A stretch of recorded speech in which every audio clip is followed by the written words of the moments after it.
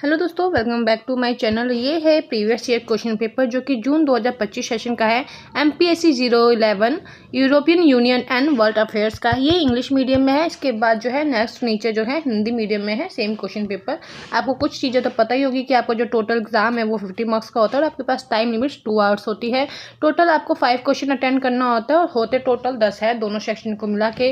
दोनों सेक्शन में से आपको जो है 2 क्वेश्चन कंपल्सरी होते हैं और एक क्वेश्चन की आंसर्स लिमिट जो है आपकी 400 वर्ड्स है। इक्वल मार्क्स है, मतलब कि 10 मार्क्स के जो है एक क्वेश्चन है। ये रहा आपका सेक्शन 1। सेक्शन 1 में 5 क्वेश्चन है जो आप देख सकते हो और मैं नीचे धीरे धीरे स्क्रॉल कर देती हूँ सो डैट आप क्लियरली विजिबल हो आपको, ठीक है। और ऐसे ही सेक्शन 2 में भी जो है 5 क्वेश्चन होते हैं। ये ना, आप जब स्क्रीन पर टैप करोगे तो वीडियो रुक जाएगी और आपको सारे क्वेश्चंस क्लियरली दिख जाएंगे। और इसके और भी प्रीवियस ईयर अदर ईयर्स के, जैसे कि दिसंबर 2024 के, ये सारे प्रीवियस ईयर्स क्वेश्चंस भी मेरे चैनल पे है। इसके important questions with answers Hindi and English bilingual languages में भी अवेलेबल है।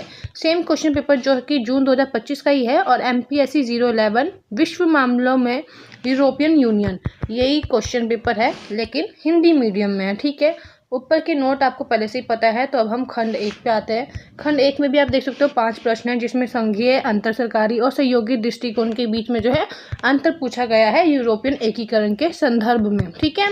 क्वेश्चन नंबर 2 में अगर आप देखोगे तो जो यूरोपीय संघ है उनकी आलोचनात्मक परीक्षण करनी है और उनकी आकांक्षाओं को पूरा करने में कितने सफल हुए हैं ये चीज़ें बतानी है। क्वेश्चन नंबर 3 में जो संवैधानिक संधि के मुख्य प्रावधान हुए थे उनके बारे में बताना है। क्वेश्चन नंबर 5 में जो है यूरोपियन संघ यानी कि यूरोपियन यूनियन के जो विस्तार है, डेवलप है, उसके लिए क्या मुद्दे हैं, क्या निहितार्थ है, उसका परीक्षण करना है। क्वेश्चन नंबर 5 में अगर आप देखेंगे तो संक्षिप्त टिप्पणी है यानी कि शॉर्ट नोट है। अगर आप दोनों क्वेश्चन करोगे तभी आपको मार्क्स मिलेंगे, लेकिन अगर आपने एक पार्ट किया तो आपको सिर्फ 5 मार्क्स ही मिलेंगे क्योंकि ये दोनों मिला के 10 है। शॉर्ट नोट है मतलब एक आंसर जो है आपको 200 वर्ड्स में लिखना है एक पार्ट का। सेम खंड 2 में आप देखें, खंड 2 में भी 5 प्रश्न हैं जिसमें यूके की बदलती हुई जो स्थिति है उसका आलोचनात्मक परीक्षण करना है हमें।